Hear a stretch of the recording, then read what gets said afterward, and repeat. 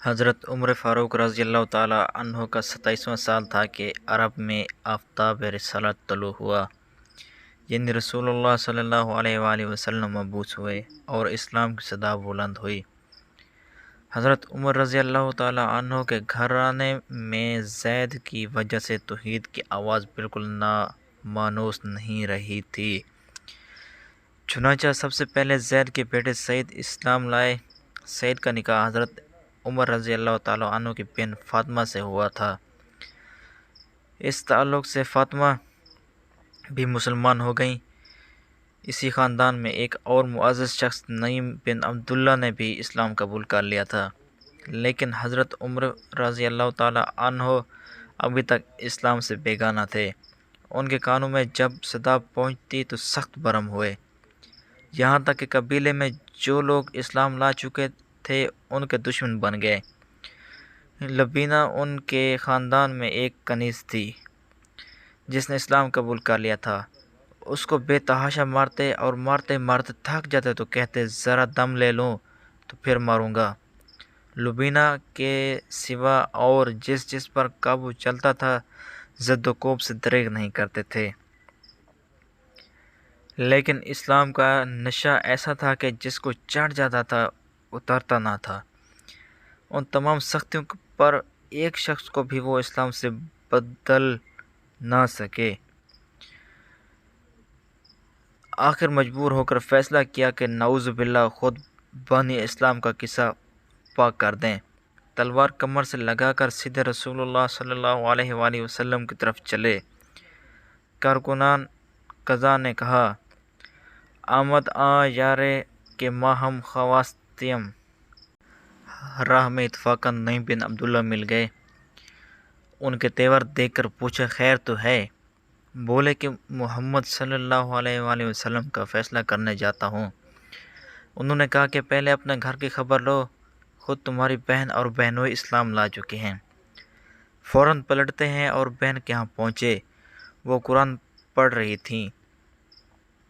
ان کی آہٹ پا کر چپ ہو گئیں اور قرآن کے اجزاء چھپا لیے، لیکن آواز ان کے کانوں میں پڑ چکی تھی۔ بہن سے پوچھا کہ یہ کیا آواز تھی؟ بہن نے کہا کہ کچھ نہیں۔ بولے، نہیں، میں سن چکا ہوں کہ تم دونوں مرید ہو گئے ہو۔ یہ کہہ کر بہنوئی سے دست و گریبان ہو گئے، اور جب ان کی بہن بچانے کو آئیں تو ان کی بھی خبر لی، یہاں تک کہ ان کا بدن لہو لہان ہو گیا۔ اسی حالت میں ان کی زبان سے نکلا کہ عمر، جو بن آئے کرو، لیکن اسلام اب دل سے نہیں نکل سکتا۔ ان الفاظ نے حضرت عمر رضی اللہ تعالیٰ عنہ کے دل پر خاص اثر کیا۔ بہن کی طرف محبت کی نگاہ سے دیکھا، ان کے بدن سے خون جاری تھا۔ یہ دیکھ کر اور بھی رقت ہوئی۔ فرمایا کہ تم لوگ جو پڑھ رہے تھے مجھ کو بھی سناؤ۔ فاطمہ رضی اللہ تعالیٰ عنہ نے کہا کہ قرآن کے اجزاء لا کر سامنے رکھ دیے۔ اٹھا کر دیکھا تو یہ صورت تھی، سبح للہ ما فی السماوات والارض هو العزیز الحکیم۔ ایک ایک لفظ پر ان کا دل مرعوب ہوتا جاتا تھا، یہاں تک کہ جب اس آیت پر پہنچے، آمنوا باللہ ورسولہ، تو بے اختیار پکار اٹھے، اشہد ان لا الہ الا اللہ و اشہد ان محمد عبدہ ورسولہ۔ یہ وہ زمانہ تھا کہ رسول اللہ صلی اللہ علیہ وآلہ وسلم ارقم کے مکان میں جو کنویں صفا کی تلی میں واقع تھا پناہ گزین تھے۔ حضرت عمر رضی اللہ تعالیٰ عنہ نے آستانہ مبارک پر پہنچ کر دستک دی۔ چونکہ شمشیر بکف گئے تھے اور اس تازہ واقعہ کی کسی کو اطلاع نہ تھی، اس لیے صحابہ کو تردد ہوا، لیکن حضرت امیر حمزہ رضی اللہ تعالیٰ عنہ نے کہا کہ آنے دو، مخلصانہ آیا ہے تو بہتر، ورنہ اس کی تلوار سے اس کا سر قلم کر دیا جائے گا۔